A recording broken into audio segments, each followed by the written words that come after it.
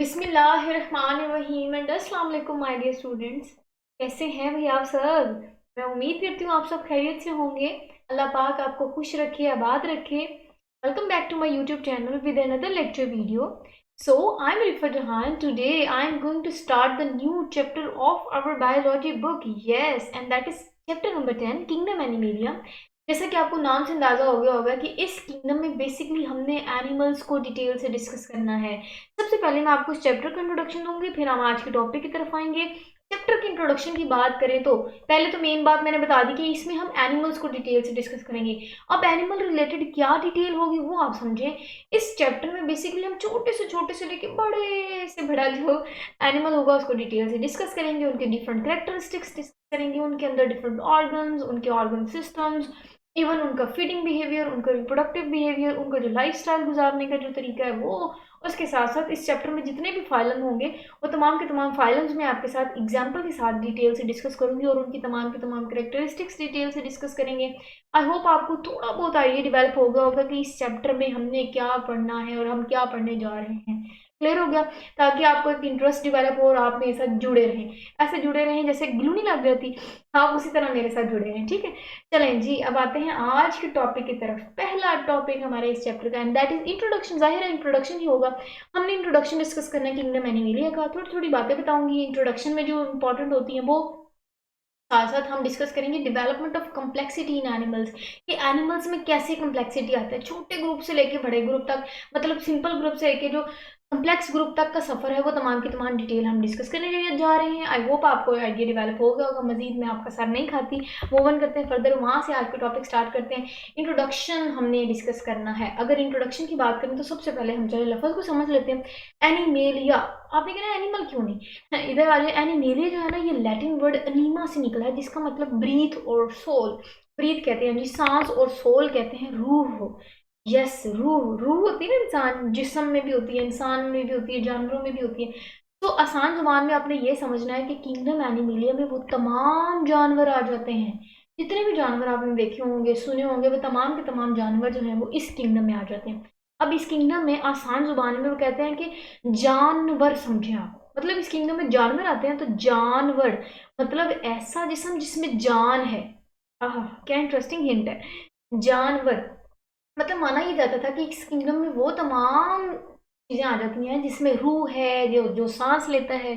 और एनिमल्स में आपको पता है रूह भी है, वो उनमें भी मरने का कॉन्सेप्ट होता है, उनमें भी रूह का कॉन्सेप्ट है, उनमें भी सांस का कॉन्सेप्ट है। क्लियर है, तो ब्रीथ और सोल जो है वो इसका एक आप कह सकते हैं लफ्ज का मीनिंग है। और यहाँ जो एनिमल्स आ जाते हैं वो मैंने आपको बता दिया कि इस किंगडम में एनिमल्स, छोड़े यार, मूव ऑन करते हैं फर्दर, वहां से हम जो है डिटेल डिस्कस करते हैं। एनिमेलिया, बार बार कह दिया कि किंगडम एनिमेलिया में तमाम के तमाम एनिमल्स आ जाते हैं।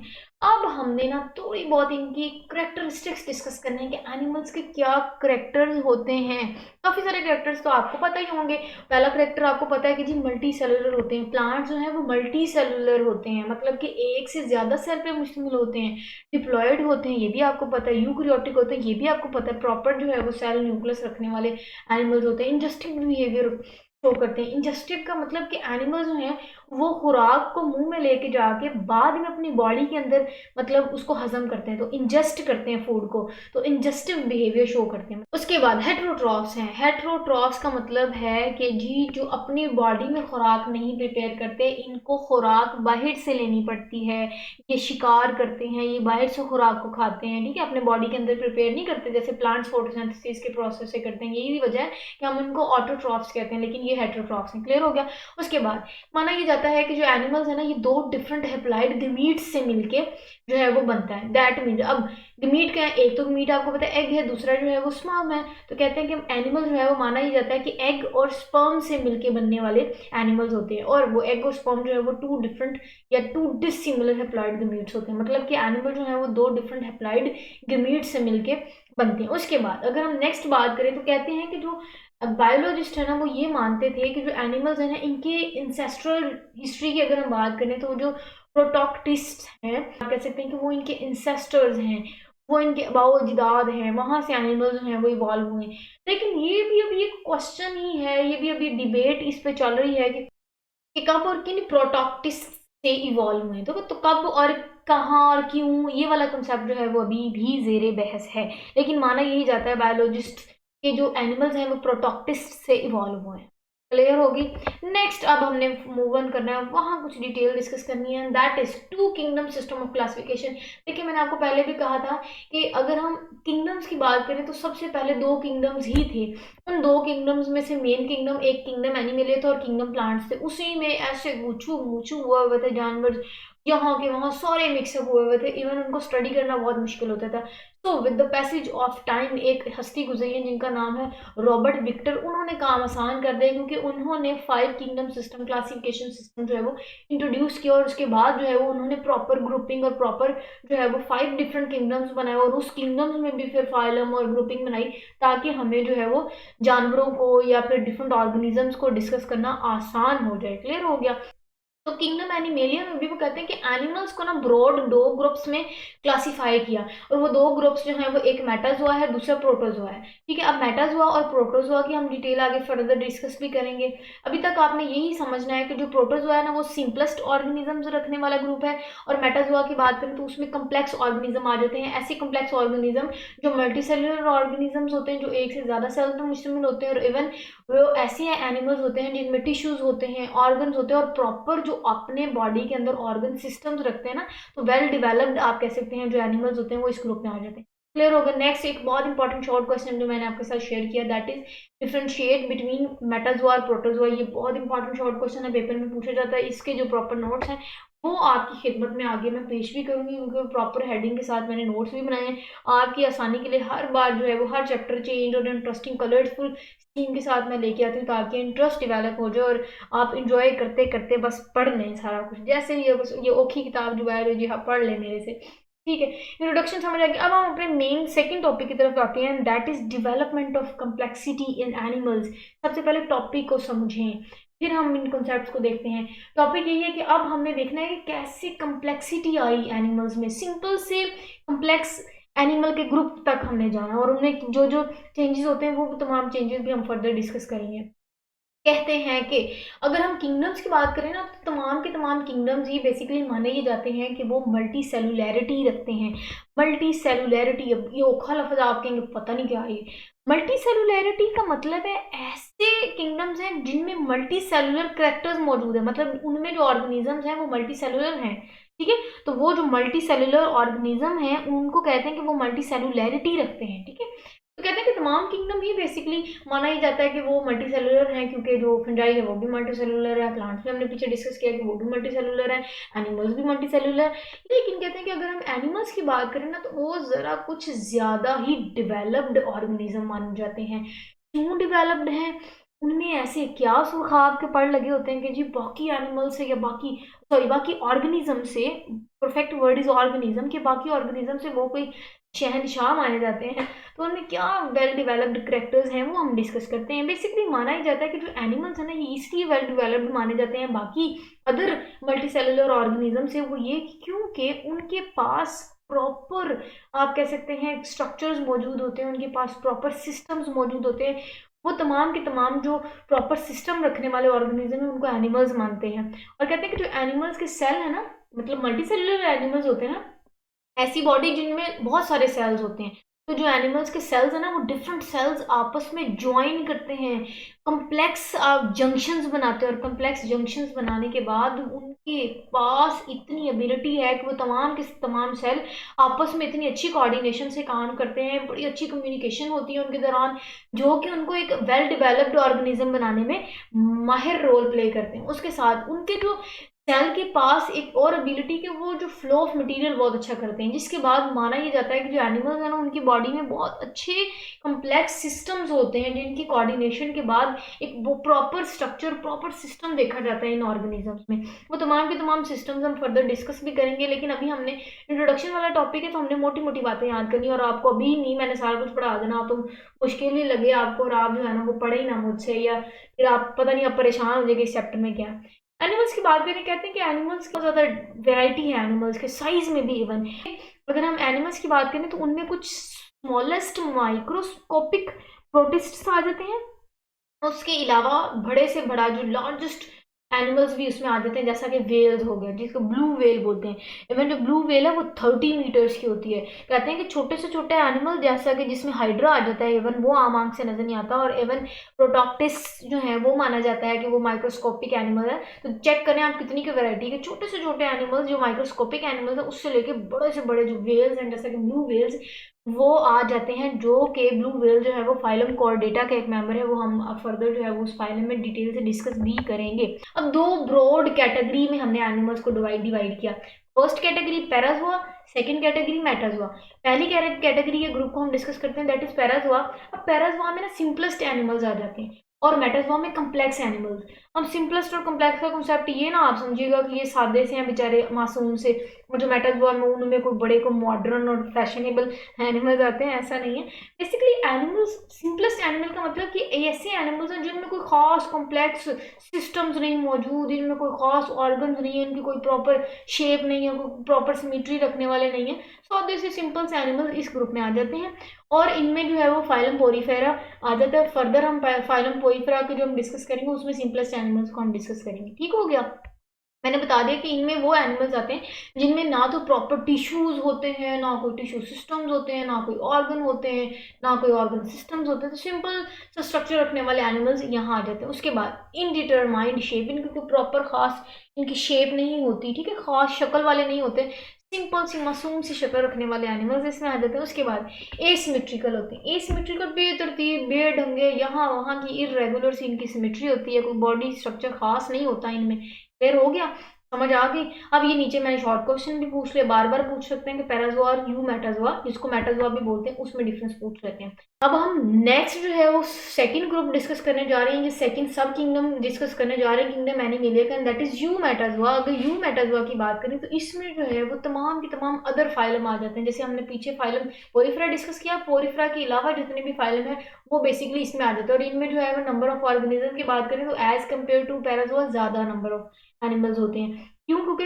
मोस्टली एनिमल जो है वो कम्प्लेक्स स्ट्रक्चर रखने वाले होते हैं, जिनमें प्रॉपर सिस्टम्स होते हैं, प्रॉपर ऑर्गन्स होते हैं। क्लियर हो गया। अब हमने बात कर ली सेकंड पॉइंट की बात करें तो इनमें उनमें नहीं था, अब इसमें ऑपोजिट है। उनमें टिश्यूज नहीं थे, इनमें टिश्यूज हैं। उनमें ऑर्गन्स नहीं थे, इनमें प्रॉपर ऑर्गन्स भी हैं, इवन ऑर्गन सिस्टम भी प्रॉपर मौजूद होता है। ये वजह है कि इनमें कम्प्लेक्स एनिमल्स आ जाते हैं और उनमें सिंपल एनिमल्स आ जाते हैं।